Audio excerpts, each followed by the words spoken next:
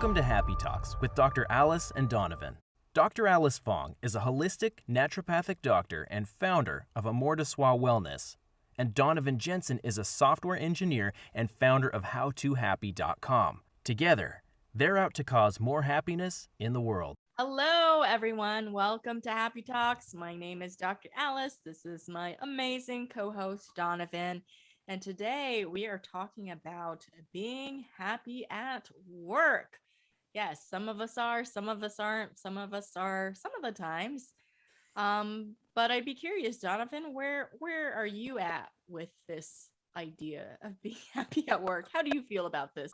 So the first thing that comes to my mind is basically defining happiness, right? I actually think that's the most important point to start with. And if you think about happiness at work as sort of the emotional or like pleasurable type of experience, like, oh, I'm going to go to work and I'm going to have elevated mood all the time and feel really good and be super happy.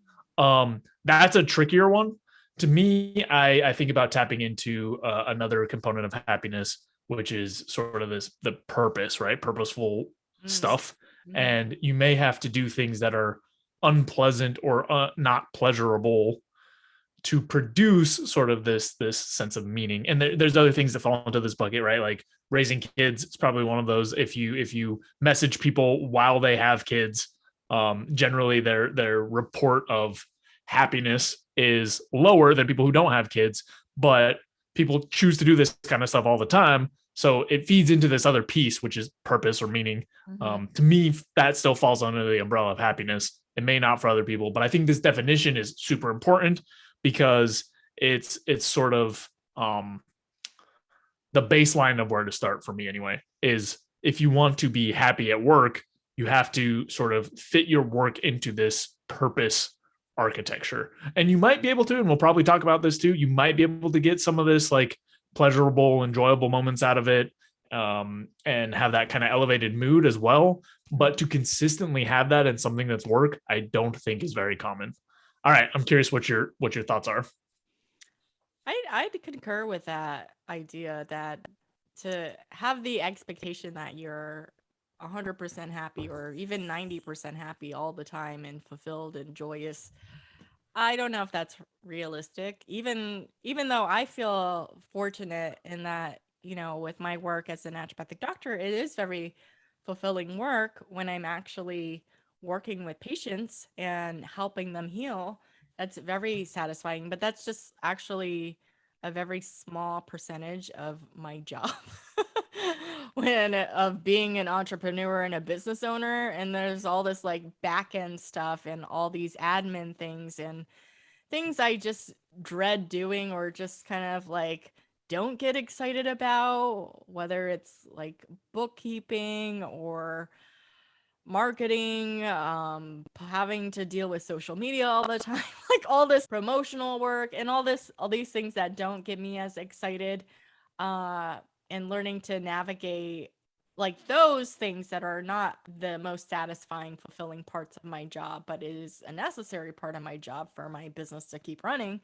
So I have to continue that to get the, like, I guess the little carrot that I want being working with patients.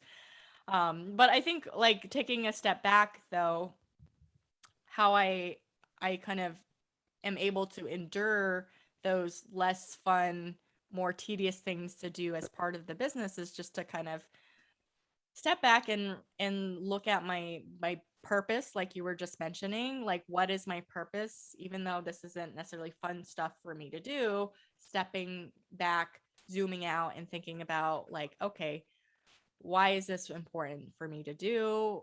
This does increase my impact. I'll have more patients. I'll make more differences for people's in their lives. And yeah, I can find a way to make it not as dreadful if I'm creative and find, or if it's really something I don't want to do, I just outsource and hire someone to do those things that I don't want to do. And so that's some of the ways that has me have work be more enjoyable, and so I can be more happy and work with more people. Yeah, so I think you touched on quite a few really important pieces or points. One of the things that I want to start with is sort of this idea that jobs are a combination of things that are fulfilling and things that maybe are not as fulfilling. And I think this holds true even for a lot of the jobs that people think of as dream jobs, or these sorts of like really um whether or not they're prestigious, they're kind of like idealized, right? Like, but if you think about jobs like, okay, what would it be like to be an artist all the time? And it's like, yeah, you may be able to spend a bunch of time doing the really joyful stuff of like crafting paintings or whatever else. You also probably have to deal with this stuff, like you were saying, like managing your books, selling places, negotiating with people, like other things that don't fall in that bucket. Mm-hmm. And some people, may get really lucky, and maybe if you're at the top of that field, you can just focus exclusively on painting things and putting them together. But for the most part, there's going to be some combination of things that are enjoyable and some that are not. Right. And that's why I think it's so important to really get synchronized on that purpose piece, Mm-hmm. because once you have a job that you actually care about the work that's getting done, then you can kind of play in the margins around like, well, I don't really like doing the books. I'll pay someone to do that. Oh, I do. You can kind of give and take on that. But I don't know if you've had this experience. If you have a job where you don't feel like the work is meaningful, or there's not a sense of purpose there, you can still play with some of those other factors, but you missed out on the core piece, right? It's still going to be generally unfulfilling, and it's going to be really hard to find joy in any of it. And I will give an example from when I had a job where I was doing sales, and I was selling something, or was told to sell something as like part customer service, part sales. And I was told to sell things to people that I thought would genuinely harm them. The products themselves were not harmful, Yeah. but they were not necessarily a good fit for the people that I was told to sell them to. And that job was terrible. Now, the day to day, the sort of interactions with people and all that stuff was completely fine.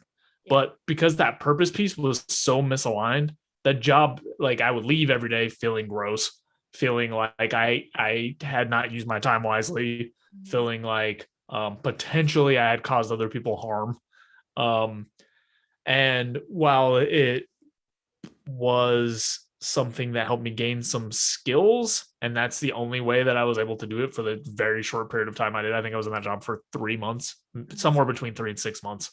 But that's the only way that I could get through it, is finding some other piece of purpose to attach it into.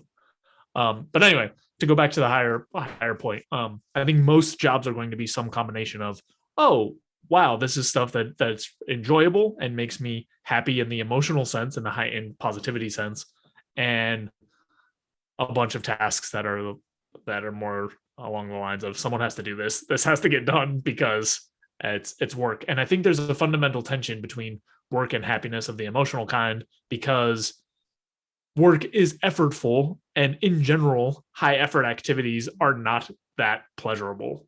It's not always the case, but for the most part, exerting effort is something that we don't naturally necessarily want to do. Mm-hmm. Yeah. What you said about having a sales job that was not fulfilling for your purpose, and almost like kind of going against your moral or integrity in a way.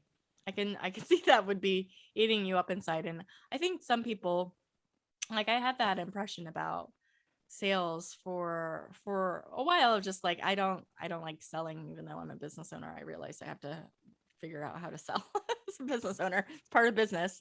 But realizing that, as long as whatever it is that I'm selling, like I believe the product or the service that would actually make a difference and enhance that person's life, then it doesn't feel like icky to me. And they can say yes or no. They can choose yes or no.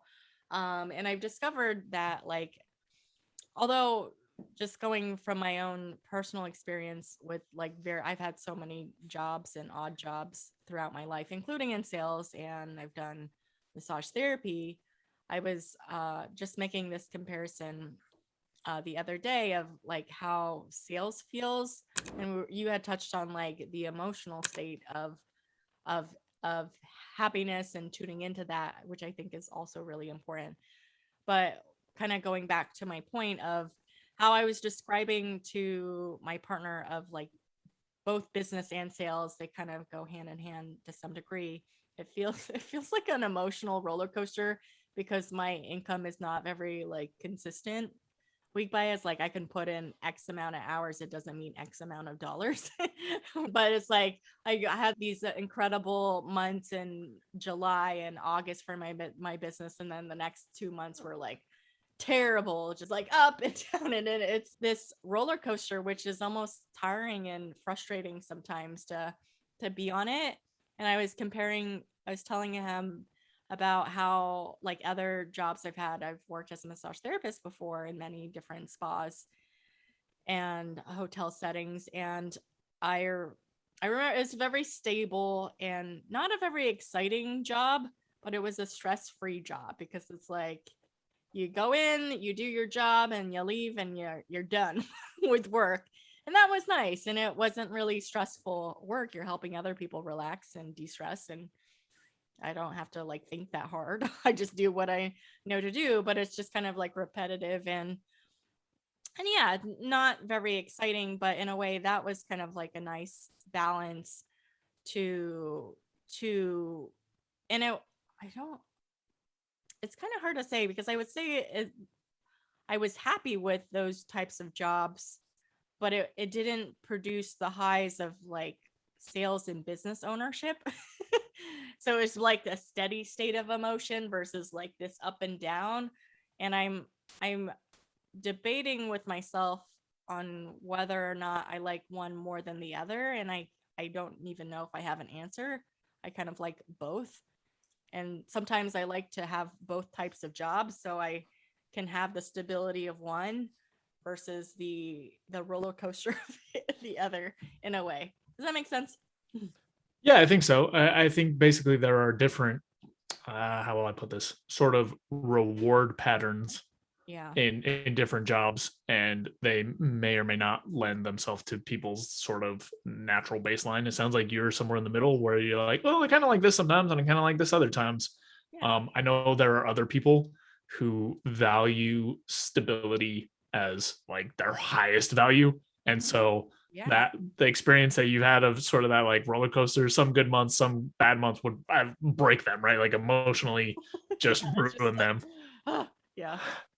And then I've had other or no other people who sort of do not digest sort of this kind of flat baseline, sort of like, oh, well, it's not, you don't have any big wins, but you don't really have any, terrible days or bad losses or whatever else. And that's for some people like really hard for them to, they want, something with a little bit more of a rush or whatever, like closing a sale after getting declined a bunch of times. So I think it just goes to sort of what is the pattern of work that sort of fits for people.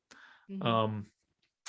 Because I know for me, I don't as much like sort of that external reward system, right? Of like, oh, I got to sell from someone. I'm much more in tune with or aligned with I like doing big projects type of thing, right? Like I like putting together something for a long time, blah blah blah blah blah blah. Boom, it's done. Here you go. Like I can deliver something. And there are probably more types of work that we have not covered, or more Sure. styles of like reward patterns or whatever else. But I think that's the core of what we can take out of that and use is sort of figuring out what pattern actually fits you and makes you feel okay. Because I know like there are some people that I know that if I gave them the type of work that I like to do, like here's a big project, they would hate it so much. Yeah.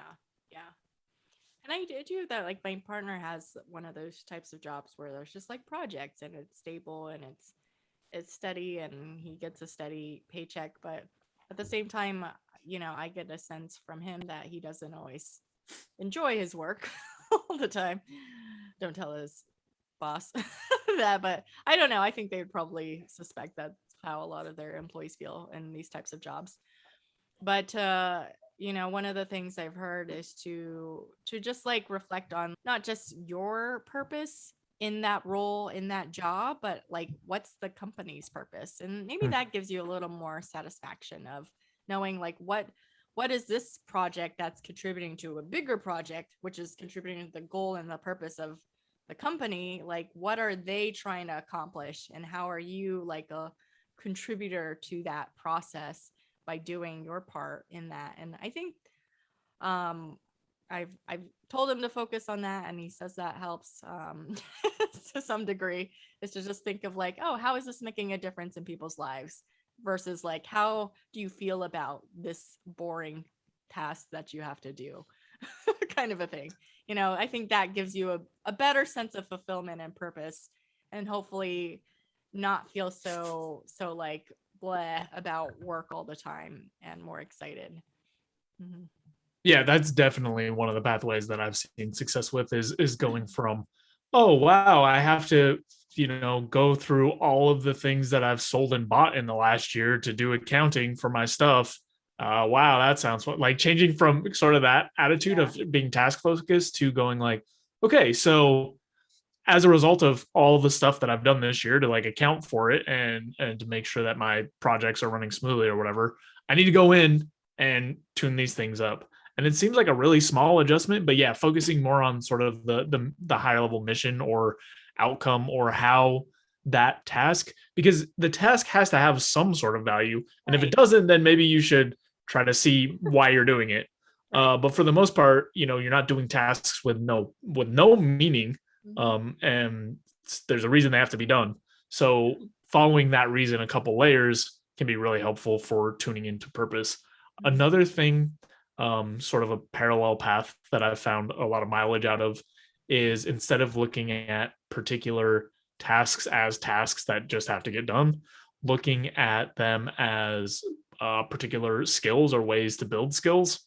Like I was saying with that sales job, the only way that I was able to get through it was not looking at like, oh, here's the company's mission to make a bajillion dollars, okay, and sell stuff that I don't really want to sell, but turning it into more of like okay, so the reason I'm here is to learn how to do sales better, Mhm. to learn how to sort of talk to people and find out their needs and how to, I don't remember what else I learned at that job, but sort of build up this skill set. That for me has worked a lot for jobs that I don't necessarily want to be in forever or that have a lot of aspects that I don't like. Focusing on what skills am I getting out of this, and Mhm. then spending the actual day to day thinking about that, thinking like, okay, today how am I going to learn how to be better at sales, instead of, hey, today how am I going to help facilitate selling something that I don't think is very good for people.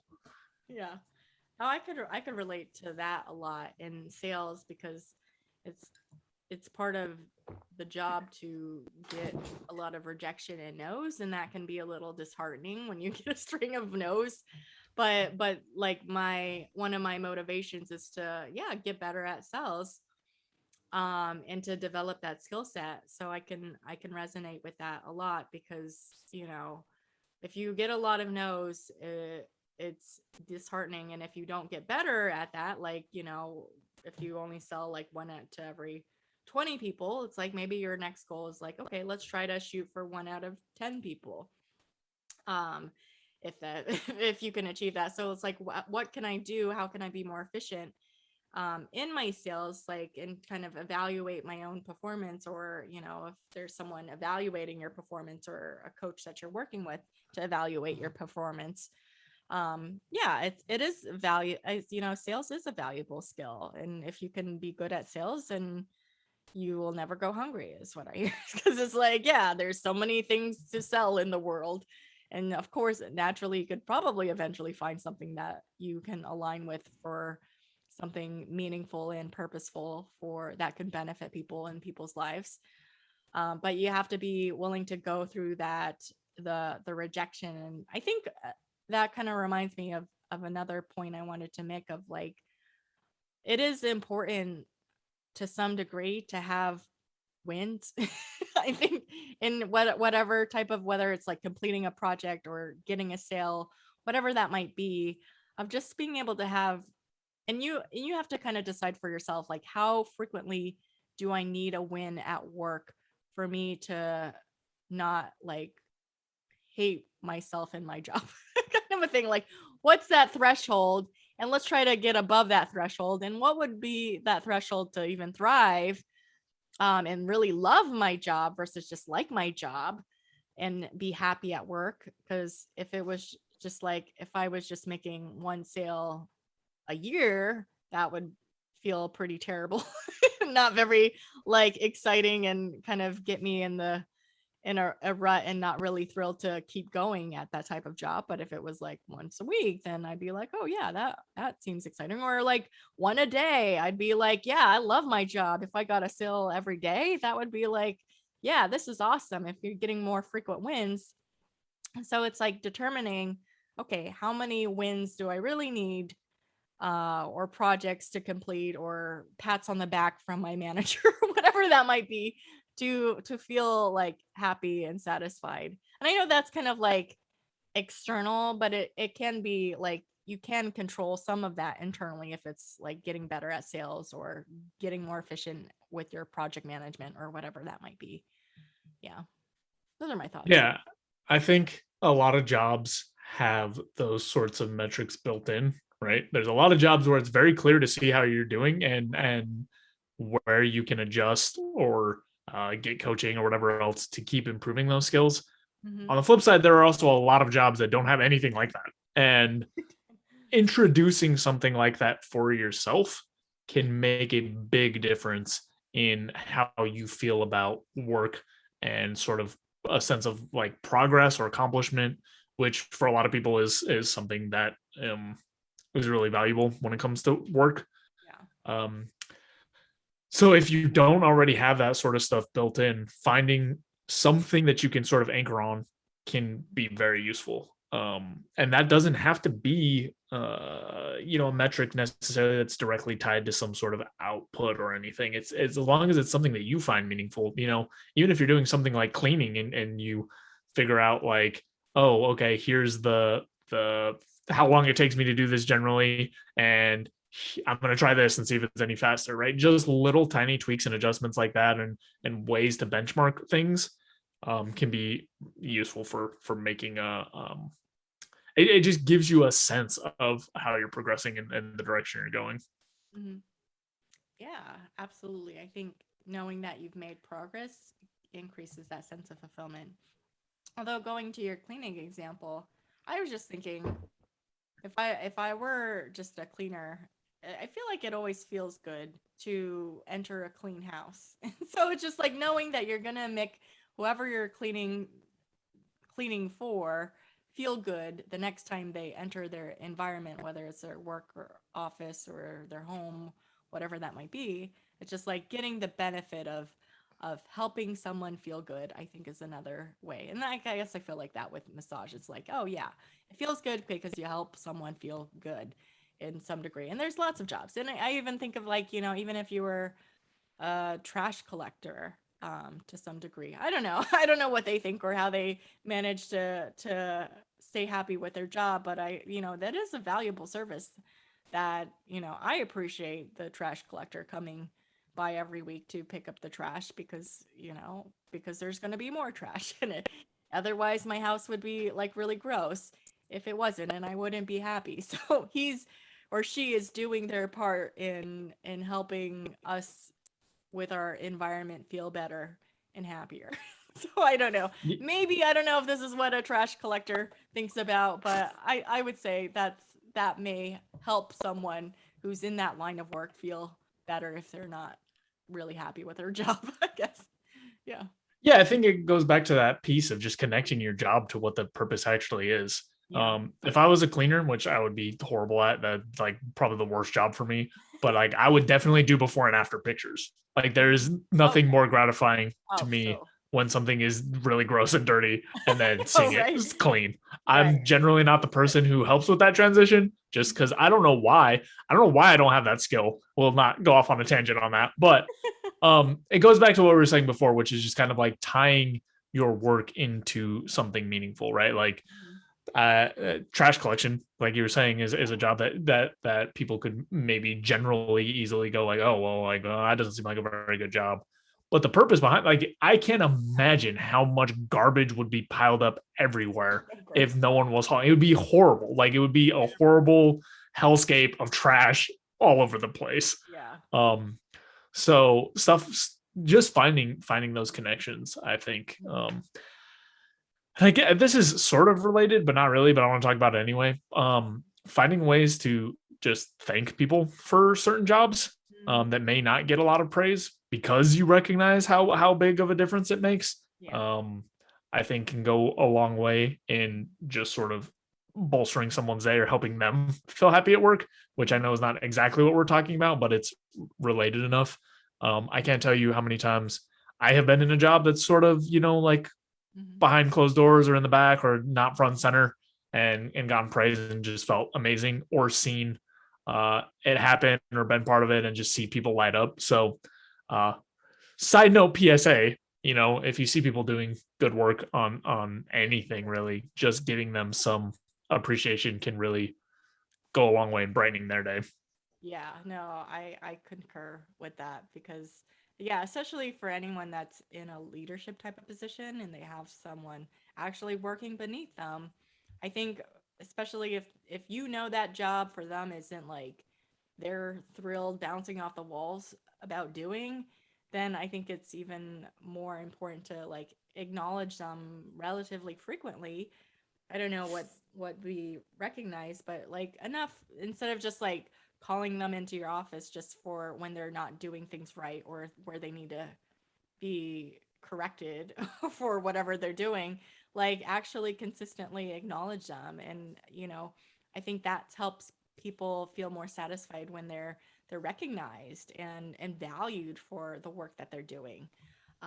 It makes a difference for them in the long term. So that's a shout out to anyone in a leadership type of position to acknowledge the people underneath you. And if you're in not in a leadership position and you're feeling not valued, if it's possible, maybe consider, the next time you're meeting with your boss, if it's feasible. And, I know you can't necessarily control the personality of your boss, and some might be receptive, some might not. But just like express, if you feel safe to express, hey, I feel like I'm doing this, I'm doing all these things, I'm committed to the purpose of this company, and I don't feel like I'm being recognized or valued, and that would really make a difference for me in this company. Just like not in like an attack way, you gotta recognize, but just like, hey, this is how I'm feeling, and it would make a difference. And, and yeah, happy employees means happy business typically. Yeah, so I wish I could remember the book that I read, but there's basically a book that's all about how recognition is like one of the strongest tools you have to drive culture positively in work environments. And I guess we're talking about how to be happy at work. So if you can do something to sort of foster or bolster that sort of environment, and maybe that means just showing recognition and appreciation to others and hope that it catches on, um that is above and beyond like I can't remember the other factors of the name of the book, it's driving me crazy, but it is one of the most impactful indicators for how satisfied people will be with their jobs if they feel like they've been appreciated and acknowledged. So you may not always be able to elicit that from others, right? You can ask for it, like you said. You can sort of set something up and ask for it. But the one thing you can absolutely control is showing that to the people around you at your job. And examples and sort of situations like that tend to leak out a little bit and increase it. So that's for sure something that I think is valuable and worth doing, is just showing more appreciation and acknowledgement to your coworkers and maybe your boss or whoever else, because that drives like that above and beyond everything else, drives a positive workplace. Mhm. I would be curious, and I have a question for you on your thoughts of, what if someone was um, an employee and their boss was not very, they have that personality that's just kind of like, you feel like you can't really lose your job, but it's maybe even considered a toxic work environment type of situation. Like how to navigate and be happy when you don't have control over your asshole boss. Kind of a thing. Yeah, I mean, to me, if you're stuck in that situation, Yeah. there's not a clear happy path of like, I'll just do this and everything will work out, right? Right. You're in a position where you have to weigh certain trade-offs. Yeah. So I think maybe the best or the first option is, like you mentioned, sort of talking to them about like ways to be recognized or whatever else. In the example, you said the boss is an asshole already, so we're gonna pretend that didn't work. Yeah. So, and this is what gets people to quit. So I think or like again, one of the main drivers of turnover is not feeling recognized or appreciated. Mhm. So one of the options is, if you can't lose that job, just start looking for other things and try to make the most of that situation. Mhm. Another potential option, depending on the job or what the situation is you can really only interact with your boss when you have to or need to, right? You just really limit Mhm. sort of those interactions and make the most of what's going on if you don't want to change out of what you're doing. Mhm. Um, but other than that, so basically the solutions come out as what is 100% for sure in your control, and that's whether or not you stay there, or sort of the interactions you have to a degree. That's the only place that you can for sure make a change. Mhm. But I think the first step is to sort of make it known, because more times than people think, individuals are acting in a certain way that they may not know the impact that they're having on others. I personally have had experiences with people in leadership positions getting that sorts of feedback, not from me necessarily, but just getting that feedback in general, and sort of recognizing like, oh, I need to be better at this. I need to work on this more. Um, so if they are truly just not a good person and very toxic, which I guess is kind of how you set up the scenario, then you have to weigh off. You have to weigh out, okay, how much do I enjoy being at this job? How much is the pay or whatever worth to me? What are my other options? But most of the time, there's going to be some wiggle room in being able to sort of get some feedback to them, and any halfway reasonable uh, manager or person in a leadership position will actually try to accommodate in some way. Whether or not that actually makes you feel appreciated and whether you want to stay is a whole other story. But Mhm. yeah, no easy answer, no clear path. It's just some stuff that you can try, and unfortunately, you have to weigh out the different factors and see what it is that is the best fit based on what's available. Mhm. Yeah, no, I concur in that. You should, I would say, expand your mind and realize that you're not necessarily locked into that job, even though maybe it feels like you are. And the job market can be hard, and maybe you have to put out like several applications all the time, and lucky to get one interview. I get that it's hard, but if you're open, determine like what do you really need to live within your means. For one, it's like maybe it means taking a pay cut to do a job that's not as stressful. But you could still survive within that. Maybe it's being an Uber driver. That's like a lot stressful, and you don't have to interact with like any higher up authority type of figure. Or and if it pays the bills sufficiently, then that's your choice to like stay in that stressful toxic job, or you know try other things that might not be like completely super satisfying, but at least it's getting you out of that toxic environment. The other thing I would say is like learning to regulate your emotions, and we've touched on this a lot in other episodes, of just like noticing like that stress response you get when your boss says something, and seeing if you can like just kind of calm and center yourself and realize that whatever they're saying, if they're being critical or nasty or mean, just be like, that has really nothing. They're probably projecting whatever it is that they're dealing with in their life. It has nothing to do with me. It sucks that I'm the punching bag, or if that's the case, but I'm doing what I can. I did nothing wrong. I'm like, yeah, just be like, to not let that person, whoever it is, whether it's a boss or a family member or someone else, to not let them kind of impact you emotionally, and like learn to, whether that's working with a professional or someone else, to be able to be with them however they are, and just realize, okay, my goal, my focus is doing this project and getting this done. And regardless of whatever they say, I'm not going to let them get the best of me. I'm going to persevere through it all. Yeah, they don't get to decide how I feel about myself and my worth. Yeah, if you're in a situation like that and you have mindfully and consciously chosen to remain in it, that is one of your best options, is to sort of steel yourself emotionally to be able to bear some of this kind of stuff.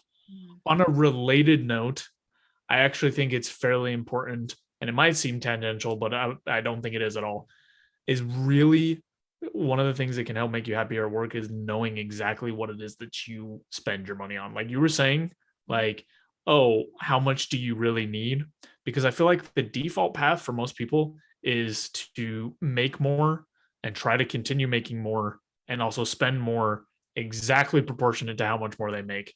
Right. So one of the things that can be extremely useful is doing sort of an audit around the type of lifestyle that you're comfortable with. And that doesn't mean your idealized, I have 3 pools in my house lifestyle, Right. but what it is that you actually genuinely are pretty content with in the day to day, and how much that costs. Because I see people staying in jobs that they absolutely hate because of the money, with no real reason or no real goal as to where that money is going to go, right? They just want more money for the sake of having more money, and so they stay at this job that they hate. And there are certain things like, like let's say you have a 5 bedroom house or something, and so to pay your mortgage or whatever else, then you continue at this job that you hate that happens to pay a lot. But do you need 5 bedrooms? Like, does that add to your life? Because there's a lot of people who are in this situation that I've been to their place and their house is bigger than they need. And this is just one example, but it's bigger than they need. And they don't use 2 or 3 of the rooms ever, ever. Right? There's just stuff in there collecting dust and hanging out, and they're working a ton more at something that makes them unhappy. And I guess what it really gets down to is, at the end of your life, after you've done everything, like, are you going to look back and be like, oh, good thing I had bedroom 4 and 5, and for the one time a year I had guests, that instead of like, wow, I'm glad I found a place of work that I've had actual purpose driven, sort of interactions. Anyway, I just think it's really important, if you want to be happy at work, freeing yourself from the shackle of, I need to make as much money as possible, because certain situations, certain people know exactly what they spend their money on and how much they need, and like, okay, well, I need to make a little more, or I could stand to make a little less. But in general, I don't think most people have any idea, and they just say, my paycheck is $2,000, so I'll spend $2,000 and call it good from there. Yeah. I think you touched on some really good points there, in like being more mindful about how you're spending on your money, and do you really need like these things, if you're miserable at your job. I really like, because I was about to say this, but you beat me to the punch of of like actually looking at, like, if it were the end of your life and you're looking back and reflecting, it's like, do you really want to be someone who says, like, wow, I'm really glad I stayed at that job I hated for 40 years just to make money and not really even enjoy my life? Or, do you want to like look back and be like, hey, I had to scrimp and scrape and do some odd jobs and things, but I got to have these really amazing moments in my life and enjoy my life and not be miserable, things like that. So I think that makes a difference of being like, okay,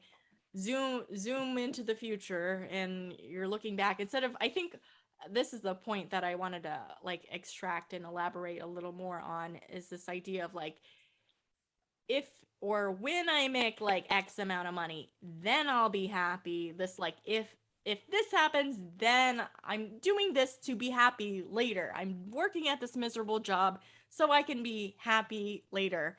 And I'm like, I don't know if it's like, are you really going to be happy later when you make like X amount of money when you get to that goal? Or would it be more in your interest and benefit to figure out how can you be happy now with like whatever amount of money it is that you need, or not necessarily using money as the determinant of your happiness. So, yeah. Yeah, it doesn't make any sense to look at, oh, once I hit a certain number, I'm going to be happy. Right. Not having any money can make you unhappy very fast in a lot of different ways. Yes. But it's at a certain point. So basically, the way that I look at it is like you use money to buy, or most people use money to buy the necessities first, right? So if you don't have a place to live, then getting a place to live is pretty important and pretty useful. But once you reach a certain point that the sort of no-brainer, very clear paths are already paid for or well under control, right? Okay, I have a place to sleep. I can buy food, that sort of stuff. Then additional money can make you happier, but only if you are spending it on things that produce happiness, which are far less intuitive once you get to a certain point. And if it comes at a trade-off of being at a job that you hate, then the trade-off is probably not good. So what I mean by that is like, okay, let's say you spend 40 hours a week at a job you hate to make an extra $5,000, whatever. If you're not spending that $5,000 to produce at least 40 hours of you feeling happier, then it's not a good trade-off. And chances are you're probably not. If you're already covering, if it's a given that you're covering some of these things that produce unhappiness, like not having housing or not having food or whatever else. Yeah. And that's why I think, there's a bunch of studies that show the number kind of bobbles around a bit, but at a certain point, like 75-ish K, making more money than that does not necessarily increase happiness at all, because at that point, that's when you for sure have enough money to like, okay, I have a place to live, I have food to eat, I can take care of all my needs. But then whether or not you spend the rest of that money and the cost that you have to incur to actually earn it, that's when those trade-offs start coming into play. Yeah, absolutely. Yeah. Agreed. Well, I think we covered this topic pretty well. Anything else you want to add? Yeah, I just had one last point, which is going back to sort of like making this money at a job that you don't really like. Mhm. If you have a purpose for the money, that can be one of the ways to tie purpose back into a job that you don't like, right? So if you want to record an album or something and you're doing this finance job that you don't really like, but you're very, very clear on, hey, I'm doing this to earn the money to do this other thing, that can be another way to drive purpose. And if you know exactly what it is you need or want to use the money for, it can also make it a lot easier to digest some of the less pleasant aspects of the job. Doesn't always work, but it's just one last point I wanted to raise. Yeah, no, that's a really good point of, saving up money for something that would bring you happiness is always a benefit as well.